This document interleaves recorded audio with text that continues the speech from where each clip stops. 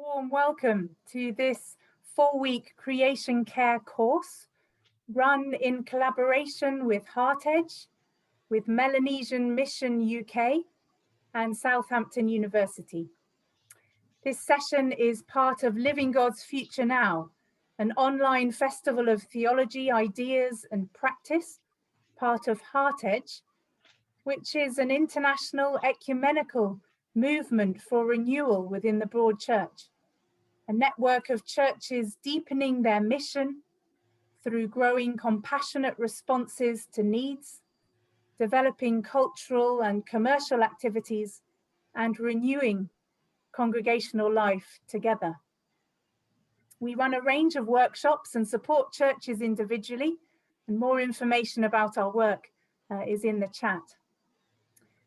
Today, we begin an exciting and unique collaboration between scientists and theologians, combined with stories from the ground, from the other side of the world, in the South Pacific, to help us understand and to help us learn about the significance of climate change and how it affects us all. And also to think how we too might be inspired to act and to pray for the climate. This afternoon, our first session is focusing on theology, and we'd like to begin by watching a short film together.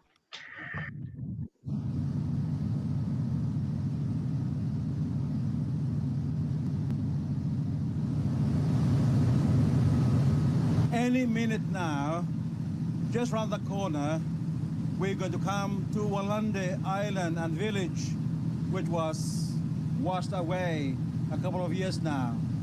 And so I'm just trading what is fine left of that beautiful, vibrant village.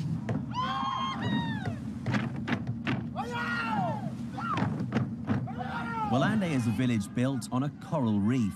People have to live here because they have nowhere else to build their homes. The island is man-made and hundreds of years old. This looks like the end of the road. Oh, serious.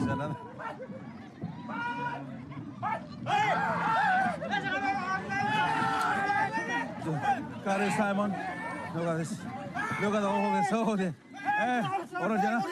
Way, steady, chap. Simon. Good grief. On behalf of Chief, Chairman, and members of Walande Village Committee, church leaders, elders, and all the living Christian souls of this tiny artificial island, it is a great honor and privilege to have an opportunity to convey our warmest and cordial brief welcome speech to you all.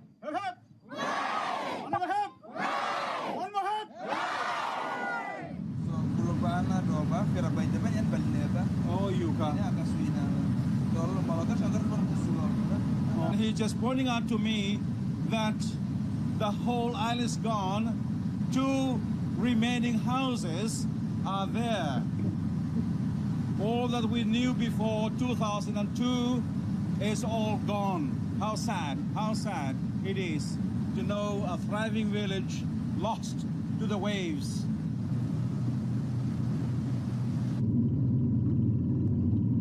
It's not safe here. Not safe anymore. Yeah, not safe anymore. So we decided to move inland. The church was there. Yeah. Yes. It's underwater now. Wow, James. Oh, this whole place, isn't all this left? Yeah. Look, the tide is coming in now, and it's almost gulfing up this whole place. Look over there, that's the stumps left of the village. It was all over there. Now it's all underwater. It's tragic what has happened to a beautiful island village like this, Walande. I was in my house and I heard screaming around the village, and I saw that the very huge waves were breaking against the wall stone, and suddenly the wall stone break down and the waves keep on to come in. Each day another lot of waves come again and keep on breaking for the whole week. And I feel so frightened because that's my first time since I was growing up in this village. I haven't seen something like that. Children running everywhere. And as I can see from my house, I saw the utensils, floating, and I said, I think must be this is a very serious thing happened to my village.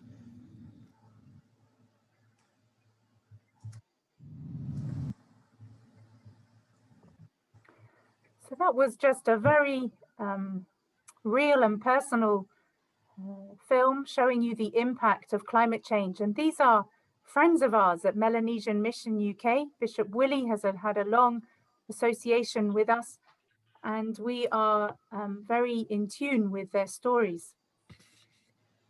So today we have some wonderful contributors to our discussion. We're going to begin by hearing from Marie Shalenka, who is a PhD candidate at the University of Southampton, researching climate change impacts in the Solomon Islands. And she has worked very closely with the Anglican Church in the Solomon Islands and the Melanesian Mission UK. You'll be hearing particularly about her work, her science side of the work next week, but Marie will kick us off shortly, introducing the theme of climate change. We will also then hear from Reverend John Pinder. He's a priest and trustee of the Melanesian Mission UK and has spent a time of his life serving in the Melanesian, in Melanesia. And then John will talk to us about the theology, and then Liz Marsh is going to speak to us about the theology of hope. She's about to begin her PhD in Edinburgh in September, focusing on the theology of hope in the area of climate change. And she's also the Edinburgh Residency Hub Coordinator for the Young Christian Climate Network and a Heart Edge Shepherd Scholar. So we very much look forward to what you all have to share. And if you could remain on mute until you're invited to speak in one set of small breakout rooms towards the end of this session, that would really help with the quality of the recording. But we're thrilled that you're all here. And at this point, I'm going to hand over to Marie. So hopefully by the end of our workshop today, you will be able to understand and explain the concept of climate change and environmental degradation, explain the concept of caring for God's creation, articulate a theology of hope, and know where to find liturgy resources about creation care. And in addition to that, you might have your own personal takeaways. Have an open mind. We are going to talk a lot about climate change in this course, but I would like to take a step back first and actually start with our environment. So you can see lovely pictures of our natural environment. The environment is everything that surrounds us. And I got a question for you. So why do you actually think we should care for our environment? What's your personal motivation for caring for the environment? If you could head back to Jamboard, there should be another link in the chat now, and just share with us what your personal motivation for caring for the environment is. That would be really great. You have another 2 minutes for that, and this is just to set the scene for today's session now. So it's a gift to us. It's a gift from God, and He has asked us to care for it. It is precious and created by God. Earth is our only home. It's the only environment we have, because we have been given this most precious, intrinsic, amazing gift. Caring for the environment is an expression of my faith and obedience to God. Creation was given to us to be stewards of it. It reflects the glory of God and the Creator. It's the fifth Marine mission. Our environment sustains us and gift is a gift from God. So there are a lot of different ideas here, some relating to our faith, some being independent of our faith. This one says, I am part of the earth, our only home. So thank you very much for these. Keep getting replying to this. We will actually look at these after the session as well, and we can share those with you as well. But I will return to the slideshow now and kind of give you an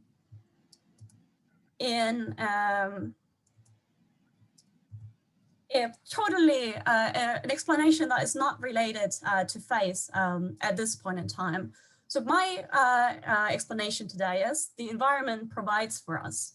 Our environment provides us with everything that we need: our air, our food, our water, and all the natural resources that are needed to build our civilization and keep it running. So as humans, we are entirely dependent on the environment for our continued survival. And yeah, that is in contrast to what we're actually currently doing to our environment. So environmental degradation is defined as a decline in the quality of our natural environment around us. So there are many different causes of environmental degradation. And the first one that we always think about in the 21st century, and that has already been touched upon in the film at the beginning, is global climate change and the associated impacts. And that will be the focus of our course as well. So you will learn a lot more about climate change. It's the changes it causes for the environment, the causes of climate change, and the impacts throughout this course, and especially next week.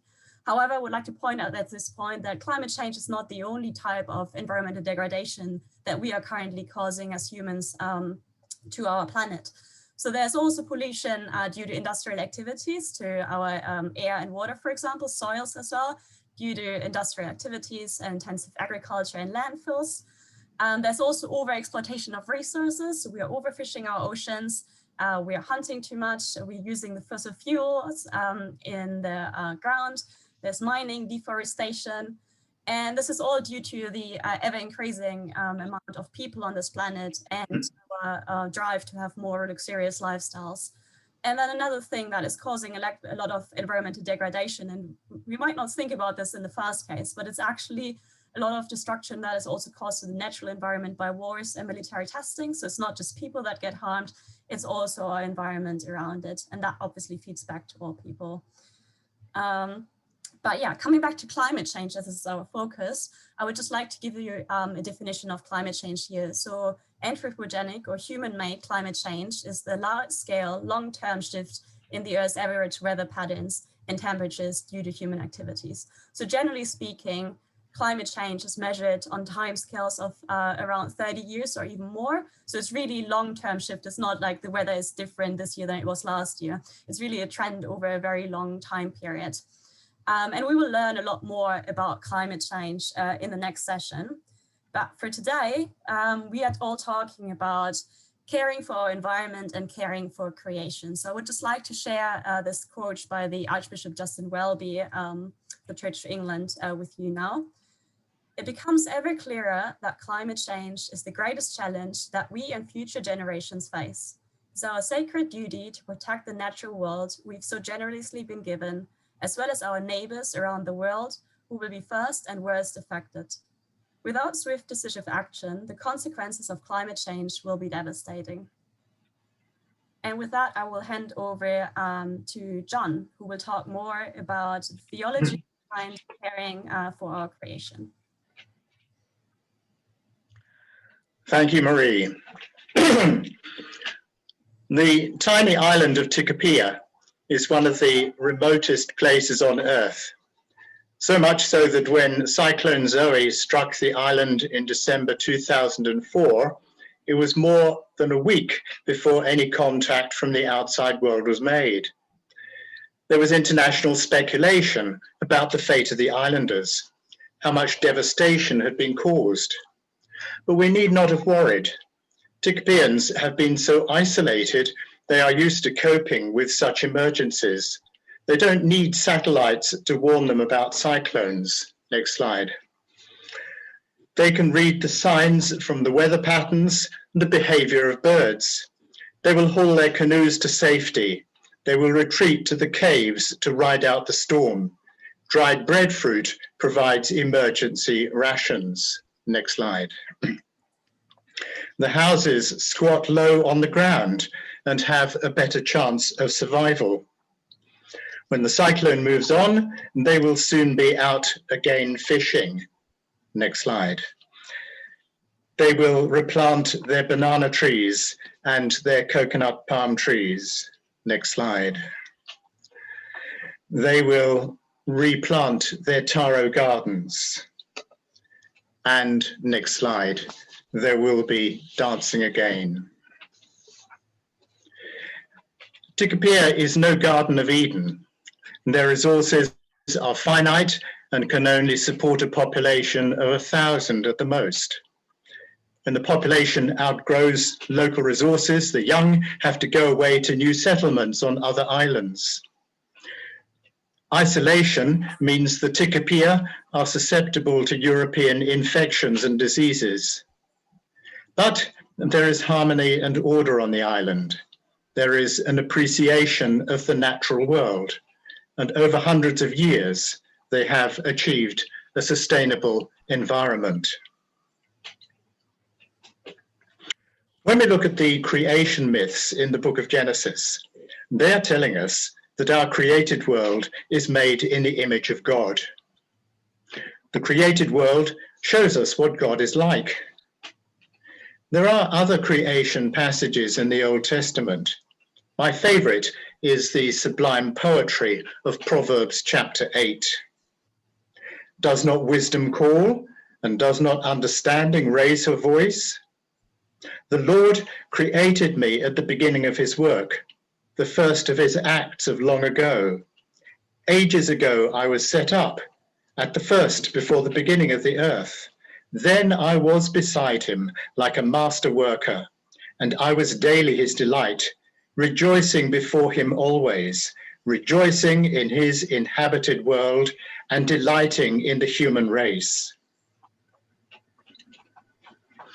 We need to constantly remind ourselves that we are not over and above the natural world, we are part of it. We have a common ancestry with the animal kingdom. 98% of our genes we share with the orangutan, and over 60% with those of a banana. The first human, Adam, is so called because he is Adama, of the earth. On Ash Wednesday, we are dramatically reminded of our link with Adam when we are ashed with the words, "You are dust, and unto dust you shall return." Francis of Assisi was very earthbound in his understanding of creation, and I hope we can explore his Canticle of the Creatures, shortly with Brother Clark. But I want to note in passing the ideas of some of the Franciscan theologians who followed Francis.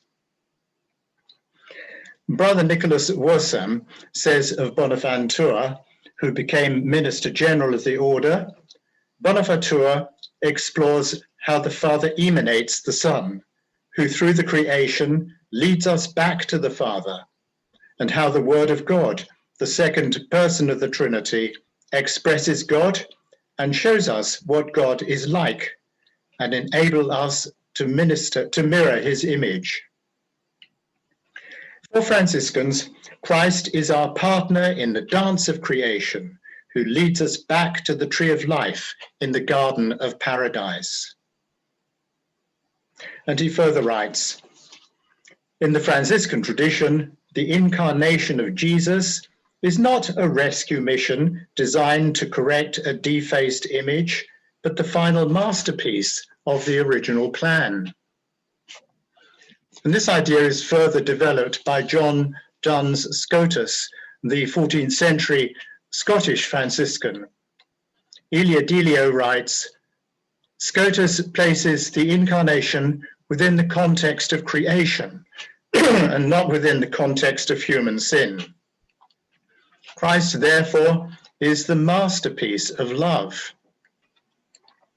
And Brother Nicholas writes, Scotus teaches that God didn't have to create the universe, but wanted to, in order to invite all things to share in the loving relationship pre-existing within the Holy Trinity.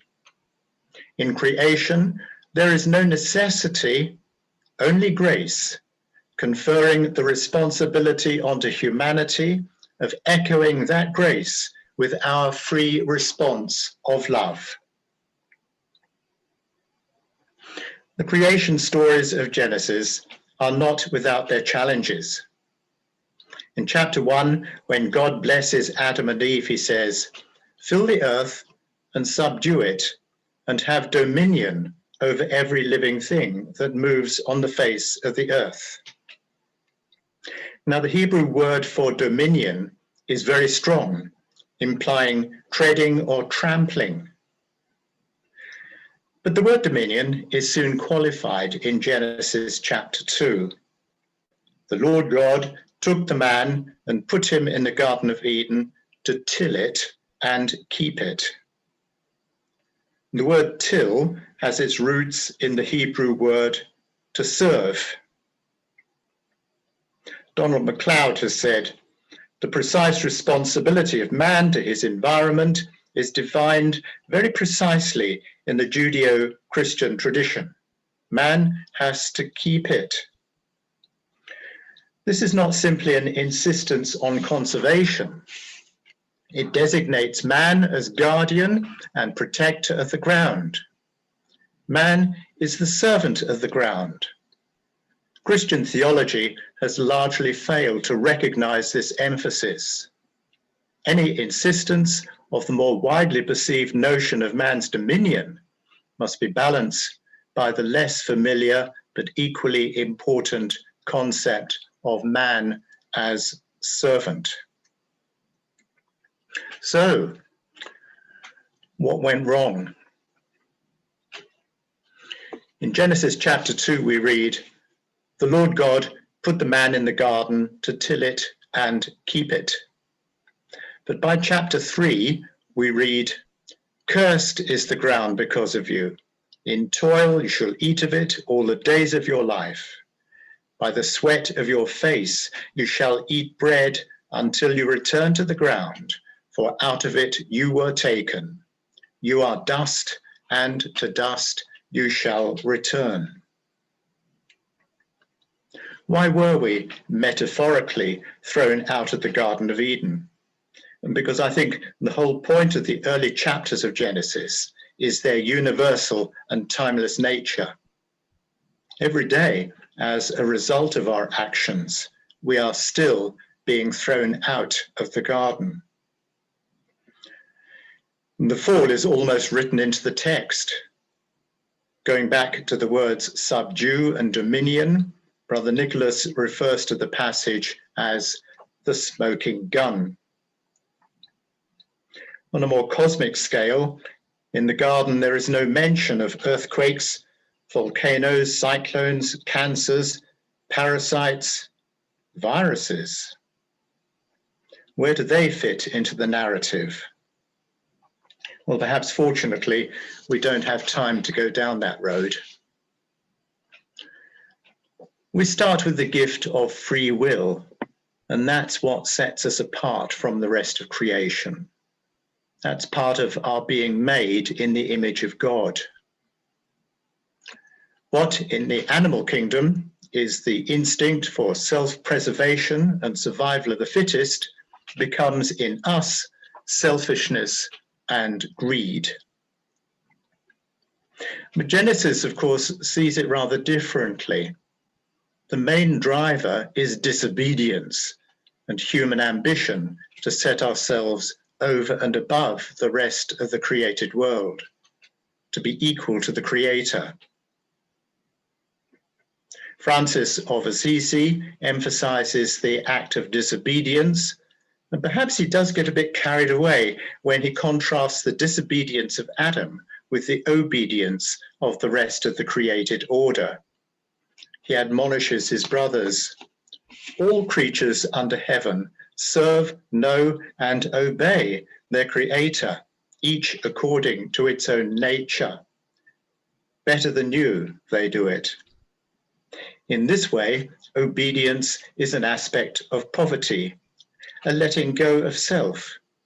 And where there is poverty with joy, there is neither greed nor avarice. And Genesis gives us further examples of man's arrogance, particularly in the Tower of Babel story. And the Old Testament prophets take up the theme. Jeremiah 4 is a metaphor of a wasteland as a result of Israel's disobedience, the ecological disaster that follows. How contemporary is that? In the New Testament, Jesus talks about Gehenna, the smoldering rubbish dump outside Jerusalem. It is a powerful metaphor that Jesus uses for hell. In his encyclical Laudate Si, Pope Francis writes, "The earth, our home, is beginning to look more and more like an immense pile of filth." Greenpeace recorded recently that the plastic waste from this country, our plastic waste, was being exported to Turkey and dumped in rivers. And that's only one example among many of the rubbish we export around the world. Next slide, Mari. In the 1950s and 60s in the Pacific, over 150 thermonuclear tests were conducted by France, the USA, and the United Kingdom. Over 50 of those tests in the atmosphere. Currently, Japan is planning to release many tons of nuclear contaminated water into the North Pacific. We are only too aware of the destruction of the ecological landscape and how this relates to climate change. So then finally, where do we go from here? In his testament, Francis talks about repentance. He says, "The Lord gave me Brother Francis, thus to begin doing penance in this way. For when I was in sin, it seemed too bitter for me to see the lepers. And the Lord himself led me among them, and I showed mercy to them. And when I left them, what seemed bitter to me was turned into sweetness of soul and body." Brother Nicholas says, "The return to the experience of oneness with God and with the whole of creation was rooted in the experience of reconciliation, of rediscovering the image and likeness of God in others." In the life of Francis, there are powerful symbolic acts. As a young man, Francis, embracing a leper, marked his conversion, a turning away from wealth and possessions and turning to Christ and poverty. In a similar way, we can see the command to rebuild the ruined church of San Damiano as a call to reconnect with the created order. "Go, rebuild my house. It is all being destroyed."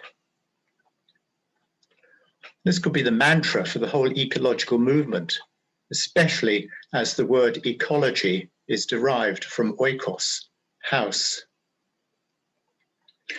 Brother Samuel Doble says, "Understanding the fundamental interrelationship of all things, ourselves included, is the key to the reconciliation of the world.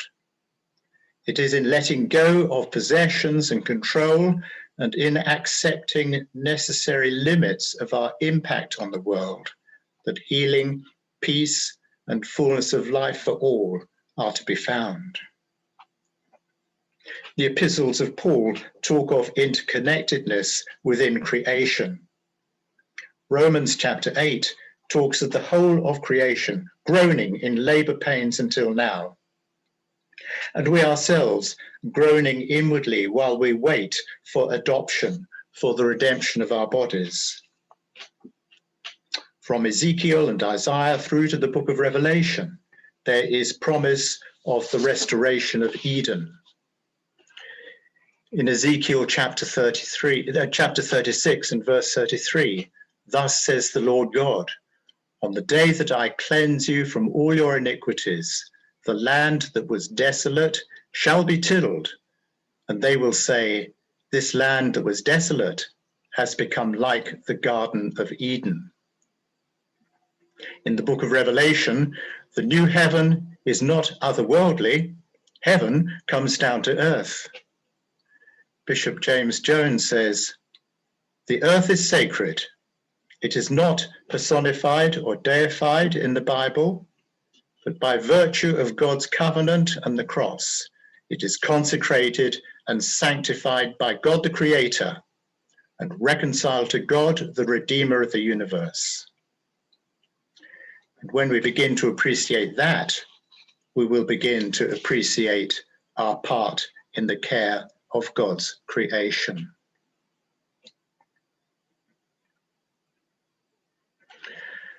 So now, is Brother Clark Barge somewhere? Oh, brilliant, brilliant.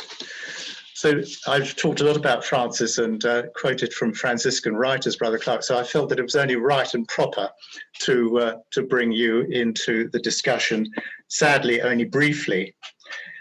But I want to focus on the Canticle of the Creatures, because I think that's a seminal text for creation theology. Now, the popular image gives us rather an idealized idea of Francis and Franciscan spirituality. But the book you've written, Running the Resurrection, reflects a more realistic and complete experience, embracing the consequences of the fall. I wonder, do you feel that this is also the message of the Canticle of the Creatures?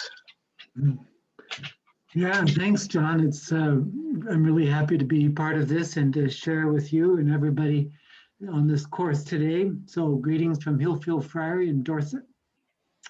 And yeah, the Canticle of the Creatures, St. Francis's famous poem in praise of creation, also includes passages about the need for reconciliation.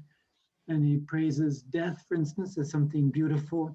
And his poem, when it was sung out to the mayor and the bishop, brought about reconciliation in Assisi between those two sort of adversaries. So certainly in his celebration of the beauty of creation and encouraging people to recognize their kinship with all of it, there is that sort of critique, perhaps, that if you're spoiling it, you're spoiling something that's part of you or dear to you. And in my book, I describe places around the world where there's pollution, and I warn about practices like oil palm production and plantations that harm biodiversity, and rubbish in various places that I've had to pick my way around as I go running. And I think that there's certainly, definitely a need for a new consciousness. And the way to begin that, I think, is to get outside and to move around, to run, to smell the flowers, to pick your way through the garbage, to begin to experience both the beauty and the tragedy of creation. And that is very much, I think, a way that Francis would encourage us to have some kind of hands-on connection with all of it. And for instance, when I go running, I'm able to appreciate my life in nature and to see the needs of nature as much as I see my own needs. And the thing is that my needs shouldn't become destructive, that our human needs can't be destructive of the world and the environment. So we absolutely need to find a way to experience renewal for ourselves and the world. And being out in nature helps to renew ourselves, our bodies. And as our bodies are renewed and our consciousness is enlightened and our connection with God is strengthened, then the creativity is unleashed for us to celebrate and really be part of creation and making it whole again. Yeah, so I think that all that's deeply implied in the Canticle of the Creatures is certainly at the heart of what it means to be Franciscan, especially in the 21st century. It's, of course, our Franciscan vocation has matured, reflects the culture and the times in which we live. So in the 21st century, the imperatives of Franciscan spirituality, that reconciliation and care for creation, absolutely need to address the climate crisis that we're in. So that in my work as Minister General with brothers around the world before, up until 2017, we looked a lot at the different ways that they could have an impact and work to create a new way of being human beings on the planet. It has to do, as you've been saying, about simplicity and poverty and humility and living lightly. So, yeah, thanks. Thank you. Yes, Brother Clark was Minister General of SSF, and that took him around the world. And you also spent quite a while in Solomon Islands with the two friaries in that, or two of the friaries in Solomon Islands. And so it's very good to have you with us because Brother Clark has first-hand knowledge of Melanesia. And I want to briefly, in about 1 minute, I wonder if you could just mention the fact that the Franciscans have been very much involved in the issue of logging and human rights. Yeah, absolutely. Actually, I know all 10 friaries in the Solomon Islands really well. And the brothers have been trying to bring the issue of logging and the degradation of the environment and the spoiling of the reefs and the water and all of that to the attention of the United Nations through the Universal Periodic Review. And Brother Lent and some of the other brothers have been collaborating with the Dominican brothers in the Solomon Islands. And through Franciscans International, that I served as a member of the International Board of Directors for 6 years, they've been able to make a submission and give a testimonial to via Zoom to the people in Geneva, the Human Rights Council, linking the logging and the degradation of the environment to human rights. So it's, yeah, several of the brothers who've gotten their degrees from Ko'i Marama have written their theses about the environment. So it's very much in their consciousness and in part of their spirituality and their sense of the mission of the church. Thank you very much. It's wonderful to have you with us, Brother Clark. I think we better hand back to Mara before she wraps us over the knuckles for going over time. Great, thank you. Thank you for your patience. So wonderful to have you with us, Brother Clark. And you'll stick around, will you, until the end of the session? So I'm sure in the questions and answers, people can talk to you more about your experiences. Thank you. Thanks, Kath. As Kath said earlier, I'm Liz. I am about to start working on a PhD looking at the sort of theology of hope in the context of climate change. So that's what I'm going to talk a little bit about today. So to start with, before I kind of get to the theology of hope itself, I wanted to back up a little bit and sort of talk briefly about the situation we're in, about some of the sort of themes that I've seen in contemporary kind of climate discourse.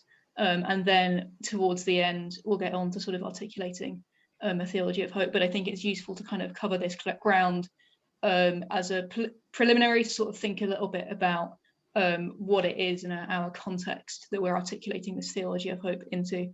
And so on this slide, I've got a kind of selection of recent headlines concerning sort of climate change or environmental degradation, I think from the BBC and the Guardian. And so as you can see, they give quite kind of sort of dire warnings about what might happen or about what is happening. So we've got melting glaciers, melting ice sheets, and Welsh woodlands potentially sort of facing catastrophe. And so when I hear these things, and I'm sure the same is true for many of you, I kind of often have quite a lot of anxiety about it, fear for the future, you know, worries about if I have kids, what their lives will be like, my grandchildren, that kind of thing. And there's been increasing talk recently, kind of awareness of people talking about climate grief. So almost a sense of loss as they watch the planet changing. Grieving the things that they're losing, the things that they stand to lose. There's talk too of kind of climate anxiety.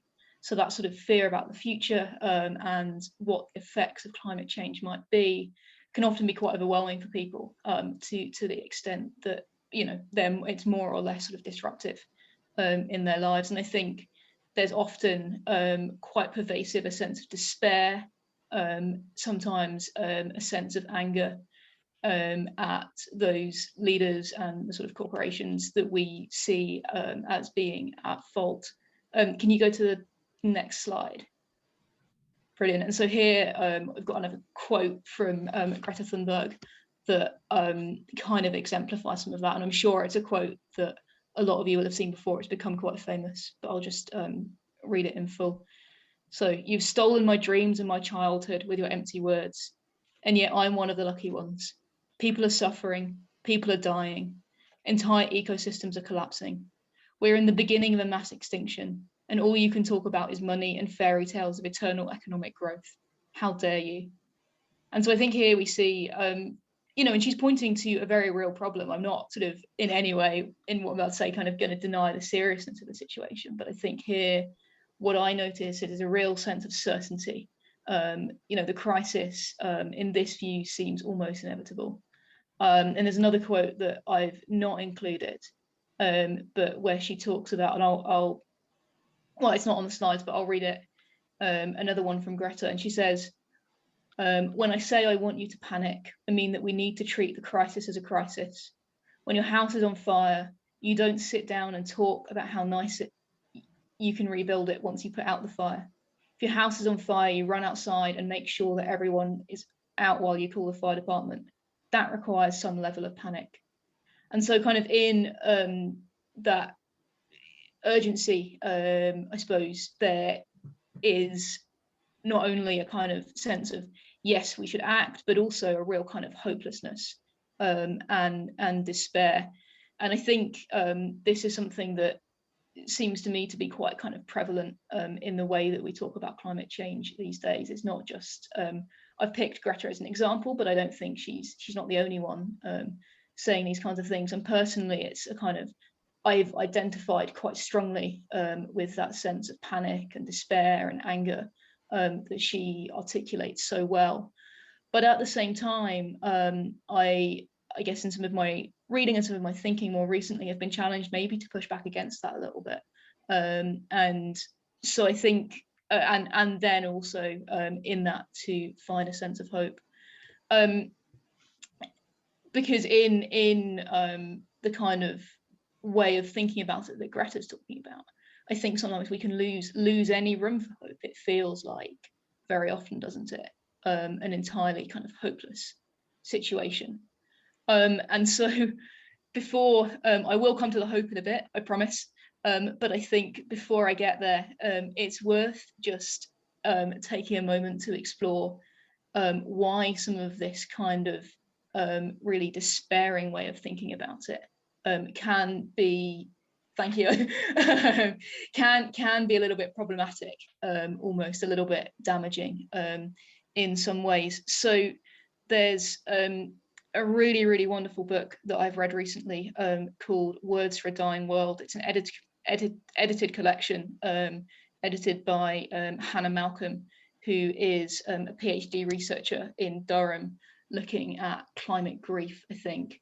And in her introduction, she kind of acknowledges that sense of grief that so many of us feels, but then actually challenges a little bit and says, well, grief sometimes can be almost a little bit arrogant. It contains a sense of hubris because we kind of overgeneralize and get into a space where we think that climate breakdown is inevitable, that nothing can be done. And I think part of this, she says, is sort of tied to a sense where we see ourselves, and particularly here, she's kind of talking to those of us that live in the Western world as the only way in which humanity can be saved. And we see our collective failure over the years to really do the right things about any of this, you know,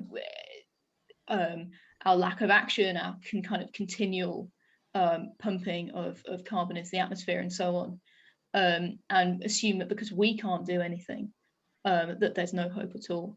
And so here, really, our grief is kind of a resigned acceptance to what we assume to be inevitable. But in that, sometimes I think we almost kind of move too fast. And so she says it's kind of important to not assume that our way of grieving is universal, that our despair is not inevitable. And it's not necessarily the only option available to us.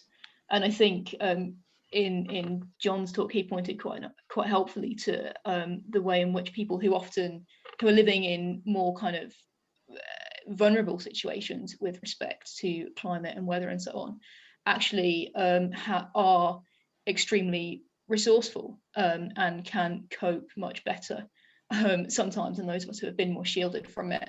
And so that sense of hopelessness and despair that we feel here and that we've kind of is so much a part of our climate discourse isn't necessarily mirrored all over the world.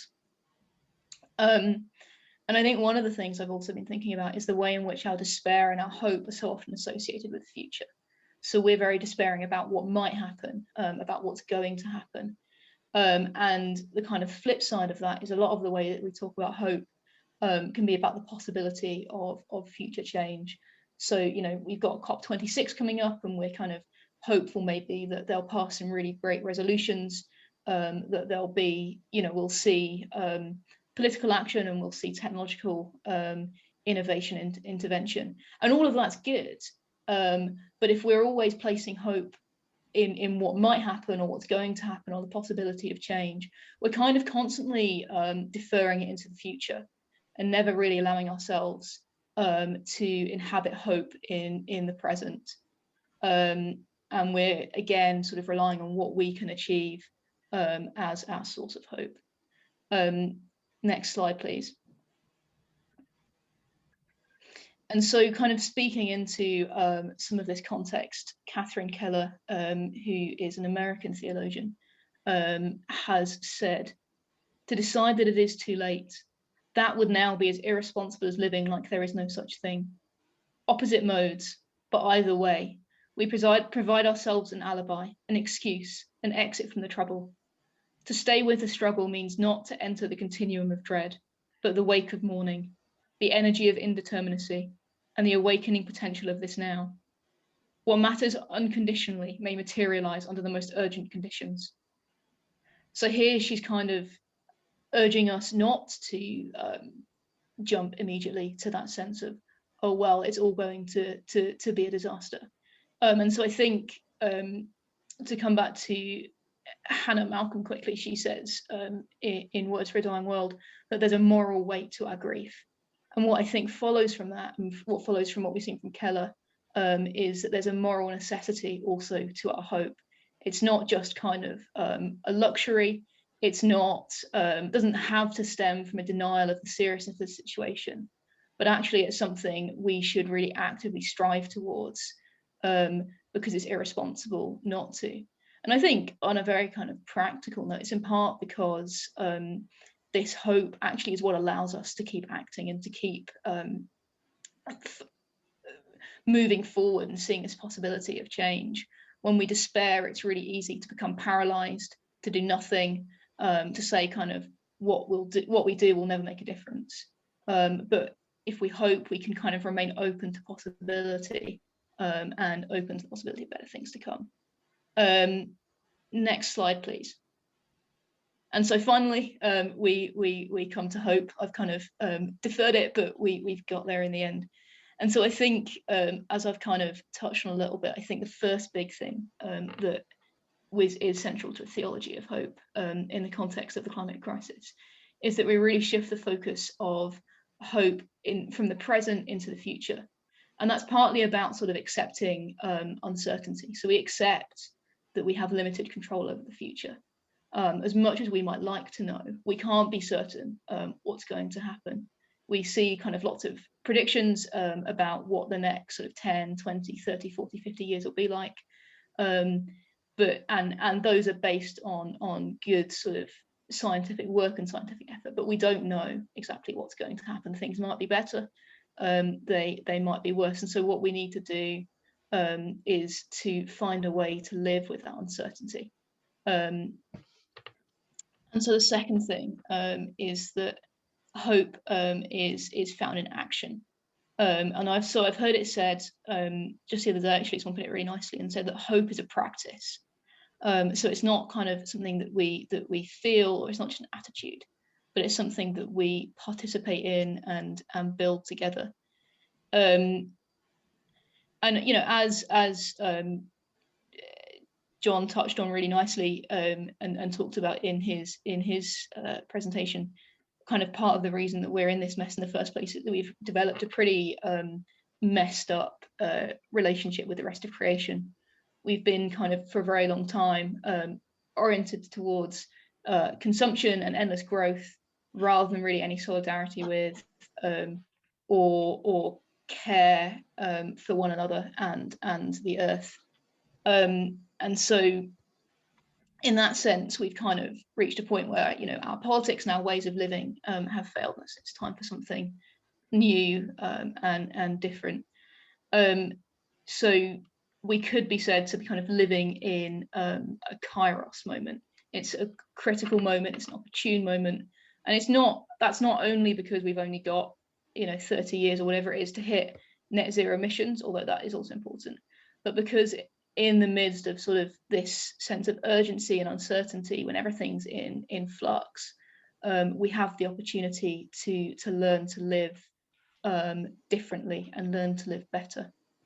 And so in thinking about this, I've also been quite helped by some work by Anderson Jeremiah, again, in Hannah Malcolm's book. He wrote one of the chapters, and he is an Anglican theologian and priest from the Church of South India, I think now living and working in the UK.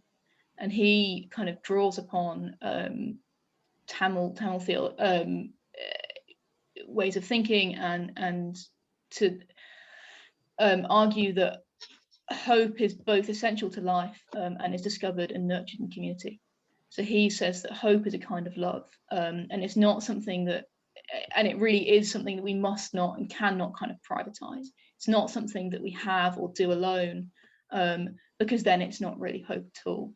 So instead of sort of finding it in wishful thinking, we adopt hope as almost a moral stance upon the world, and in so doing, we kind of take control, well, or take a stand, I suppose, and recognize our own agency.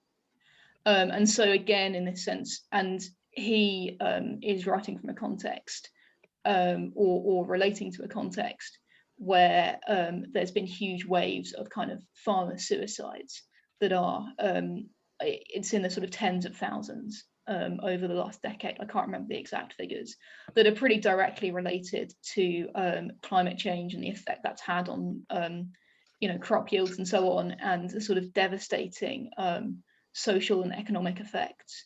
And so he's writing in this context, the climate crisis is literally deadly. And so hope is not some kind of luxury, but it's actually kind of urgent and life-saving. It's a necessity.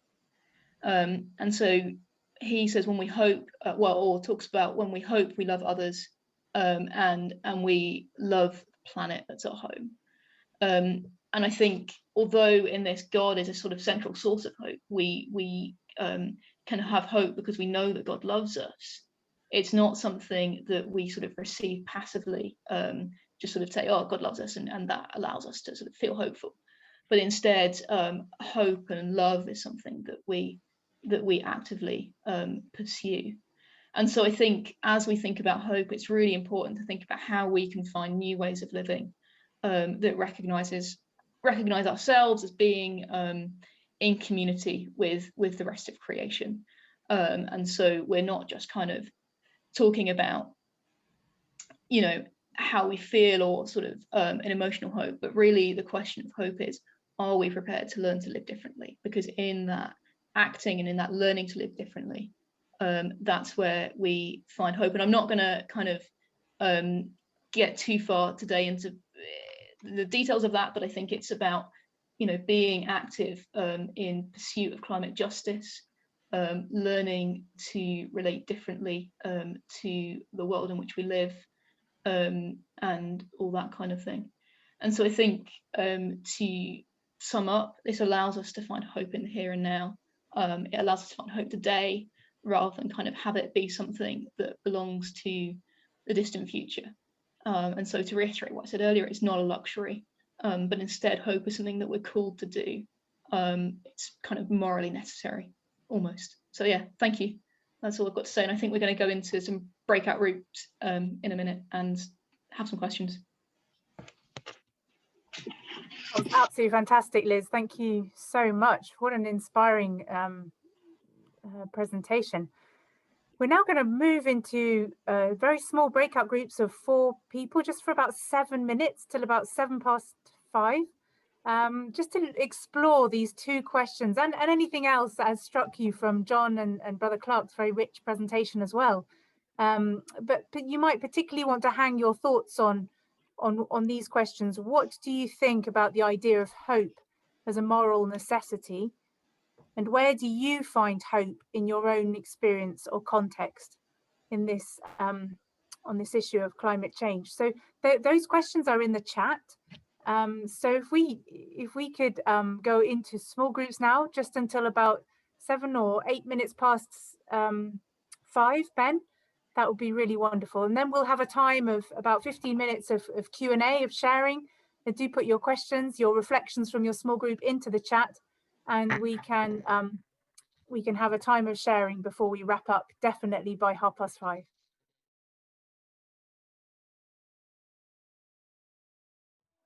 Wonderful. I'm sorry that was such a short time in groups. I'm just very mindful of the time that we have left, but we can continue our sharing right now. Do we have everybody back, Ben? Excellent. Okay, well, I'd like us just be thinking about some of those conversations. Don't lose the vibrancy of what you've just been talking about. I'm sorry you were dragged away from that. But while we have Brother Clark with us, I wonder if we could just spotlight Brother Clark once again, just to ask him just a little bit more about Hillfield. For those who don't know about Hillfield in Dorset, it does have the Gold Eco Award, and sort of reflecting Franciscan theology. And Brother Clark, perhaps you could just tell us a little bit about your lifestyle there to give us a taste of where you continue to, what feeds your hope. Yeah, thank you, Kath. It's really great to be with all of you today. The Hillfield Friary is located in Dorset, near Yeovil and Dorchester. And there's we do a lot of things. We drive an electric car. We have a biomass boiler that burns wood chips from the local area that we harvest. We eat our own vegetables and eggs and meat, and so it's a very sustainable place.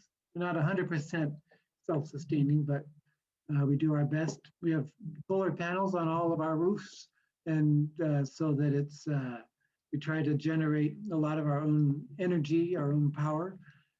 And so it's power and food, and then also the lifestyle that we have. We share everything. That's part of our Franciscan commitment, is to share everything in common and to reuse and recycle and repair, all those kinds of things. Those are very much at the heart of our living simply and in solidarity with each other and the environment.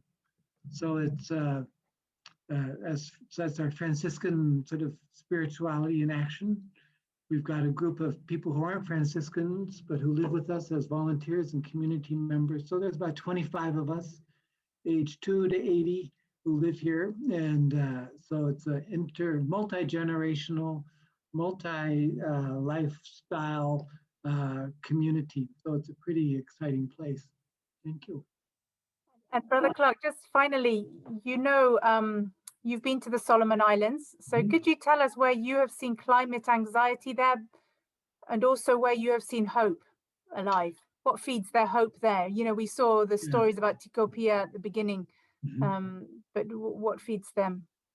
Well, the climate anxiety, I mean, I've been to several villages that have had to uproot and move because the water has risen. And one brother pointed to a place about 20 yards out into the water, and he said, I used to live right there.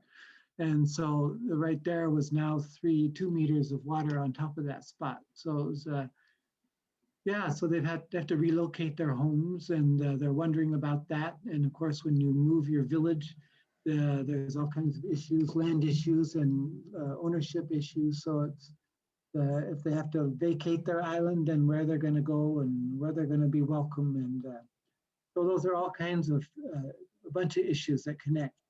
And when there's a typhoon or some threat of a tidal wave or something like that, the major hospital in Honiara is directly in danger of getting swamped. So they, a couple of years ago, they had to vacate and evacuate all the patients and get them to the top of a hill. But they couldn't get all of them. And that was a very sobering reality that they had to abandon some people. And of course, the tidal wave didn't come, but it's there's a lot of anxiety and concern there around those things. But the hope comes from, I think, getting a voice. You know, they're finding a way to speak up to the United Nations. We're giving them a lot of resources that way. The developing ways to adapt to the situation, looking at crops that they can plant that are resilient, looking at ways that they can create a big to use the resources that they have. And of course, they produce almost no greenhouse gases or anything like that. So they're just the victims of the developed nations' lifestyle. But it's but they're very resilient, and they have a deep, deep faith. I think that is the source of a lot of their hope. They are Christians, and a lot of them are Anglicans. So it's very strong demonstration of their faith in how to live joyfully if in a time of uncertainty. Wonderful, Clark. Thank you so much for those reflections. Now, I wonder if we could spotlight all of the speakers, and then we have just a few questions here. I don't know Nokia's name. I'm sorry, Nokia 2.4. I'm sure you do have a name. Thank you for being here. I think this may be a question for Liz and John, but I want to know what climate change is to us as a believer. That's you've given some very rich reflections on that already, but John or Liz, over to you. Liz, you go first. I was going to say the same to you. That's all right, I'll go first.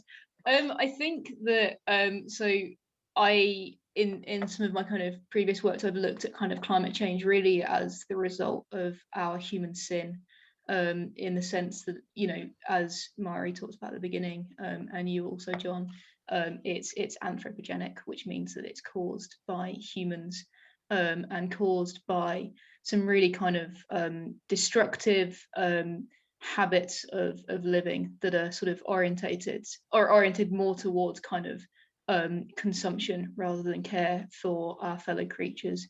And so I think into that we're called really to confront our sin, and to find better ways of living. But yeah, great question. Thank you. I'm sure John's got much more to say. No, I mean, I just want to say, I think that Christians, you know, do have a lot to contribute to the debate, starting from that sort of core belief that you know, God is the creator of the world, and everything that God made is, behold, it was very good. And so we start with the vision of the world in the Old Testament as God intended it, and it's a challenge to us humans to respond to the challenge to rebuild the world as God intended it to be in the first place. James, I wonder if you could ask your question. James Reed, are you there still? You could just unmute yourself if you wish. My question, I forgot to put my name on the chat thing, or I couldn't. Is about what's happened with the pandemic. Maybe some of us have found hope. Some of us have found living in hope. that it's all going to end and we're going to vaccinate everybody and so on, and perhaps for a vaccine, that there would be a vaccine, and et cetera, et cetera. Also, some of us have learned to live with uncertainty, that things go back as well as forward, and we just don't know from one day to another. At the same time, some people have hated it, this uncertainty, and some people have despaired, lost hope. So I suspect that your answer to my question would be mixed. But I just wonder, do you think we've learned something valuable, or we can learn something as a world valuable from what we have experienced? And I know I've seen the picture of the tidal waves, that the pandemic tidal wave is very small compared to climate change. Excellent question. John, thank you. I think that whenever I preach and talk about Melanesia, I tend to dwell on the whole issue of vulnerability. And people of the Pacific are much more aware than we are, I think, of vulnerability when it comes to exposure to the natural elements. And long before COVID, it was cyclones and earthquakes, and just the lack of medical care, which is a very big issue. And I think that that's something which, in a sense, Melanesians can teach the rest of the world, because so often, in the past, we've been more and more sort of self-confident about ourselves and our ability to manage the economy, to manage medicine, and to manage everything else. But I think that the Christian message should be about our sense of vulnerability, which in turn leads us to have a sense of our dependence on God and His providence. And I mean, I'm very aware that that COVID has caused a lot of despair, and we're aware of mental health issues and all the rest of it. My Christian faith, I think, I don't think that my faith has been challenged, because I think that we Christians should have confidence, not just in the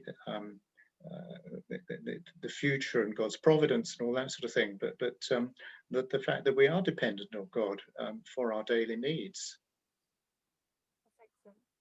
Marie. Yeah, I just wanted to say, for me, this pandemic really has shown a lot of hope, actually. So if you think about it, about the changes that we have made to our lives in this period due to COVID, massive changes to our personal lifestyles, and also what has happened in the environment around us. For example, I myself, I've seen deer here in Southampton city centre, like in a little piece of forest returning. There have been pictures of lions actually reclaiming parts of, like in Africa that had been not seen before for years.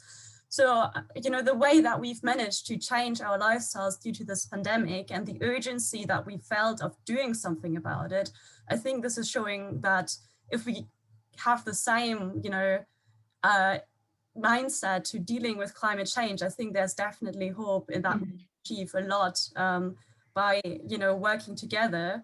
Also, the fact that we are here today on Zoom from different countries, that we can talk and have a session like this remotely. We found new ways to communicate, and we found ways to deal with this pandemic. And I think that gives me a lot of hope that we will also do that with climate change.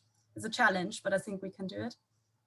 Both the action of government, but also the action of each of us together. That's lovely. Our time is running low because we have a couple more slides to show you, but Katie Drew is from Melanesia Mission UK. She's the Chief Exec of Melanesia Mission UK.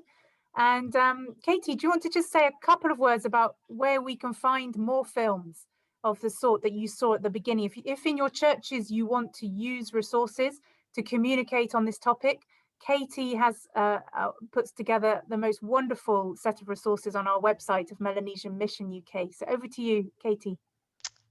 Thank you, Kath and everybody. Really enjoyed listening to you all today.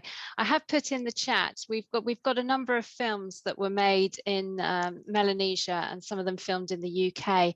And you can find them all on our website, which is mmuk.net/films. But if you just go to mmuk.net, you'll find your way to them. So there's the film that was shown at the beginning. That's just the introduction. That is an extended film on the website. There's also some films from other fishing villages talking about loss of their villages there. And there is another film from the Franciscans talking about what Clark was saying about how they try to live sustainably there. You'll also find articles on the Franciscans' work on logging as well, so that's all there as well. So please use the resources, you can download them and share them. Brother Clark's book is Running to Resurrection is really worth a read if you can get hold of that. Lovely. Okay, thank you, Katie. So perhaps we can move to our final slide, and then I'll do my PowerPoint, Marie. This is on resources for liturgy, just to reassure you that you will all have access. You'll be emailed this PowerPoint, so I'm not going to talk through these to a great extent, but it's worth looking at each of these links if you haven't visited some of these sites before, because particularly this year in the lead up to COP26, there are some amazing liturgy resources out there now. Climate Sunday, it's an initiative calling on all local churches across Great Britain and Ireland to hold climate-focused services in the lead up to November. And on that site, there are all sorts of resources that is helpful. Green Christian is a whole community of Christians, ordinary Christians from all sorts of backgrounds and traditions, promoting prayer, hope, and action. And they do campaigning, public witness, and just try and live simply together. I have many friends who are part of Green Christian, and they are really inspired by it.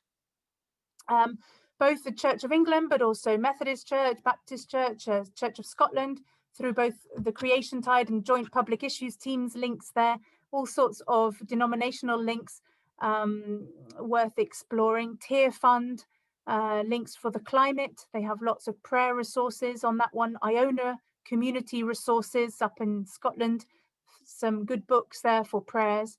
And Climate Intercessors meets monthly.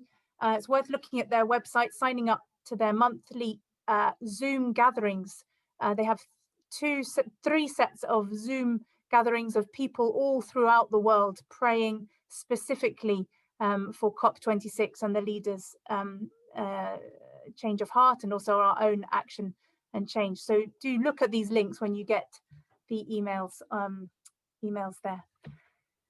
Wonderful. And just to close, before we just hand back to Marie for a couple of words, we're just going to watch just for a moment of reflection for each one of us to process and think carefully about what you might take away from this session. Just a musical reflection.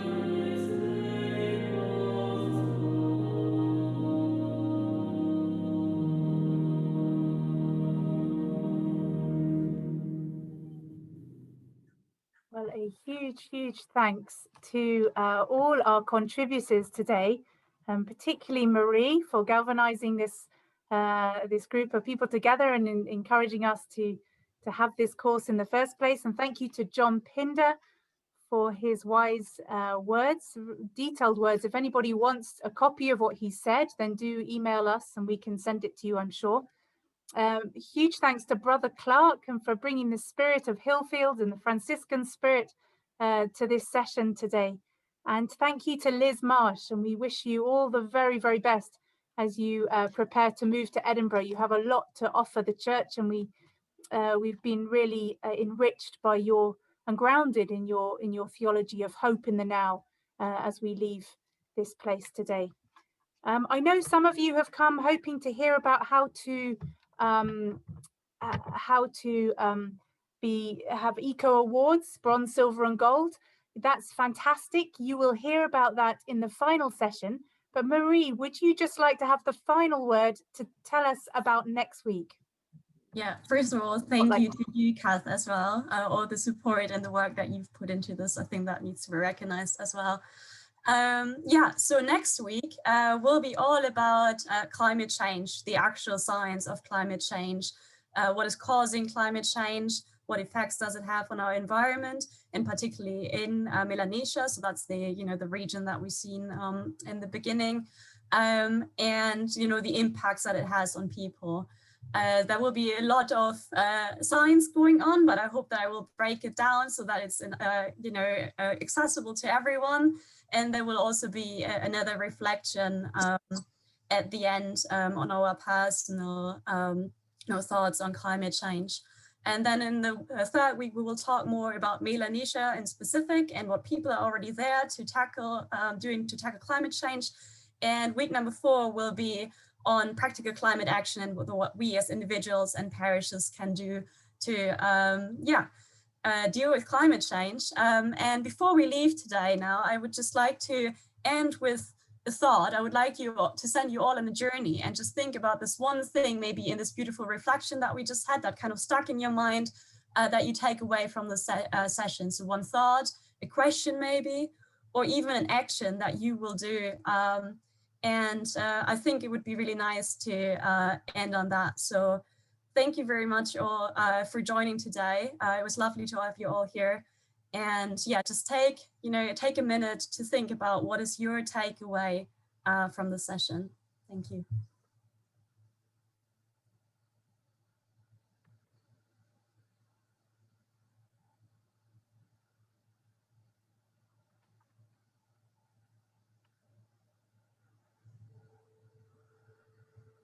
And if you feel like it, you can also share it in the chat with us or with everyone else as well. But you don't have to, it's your personal takeaway.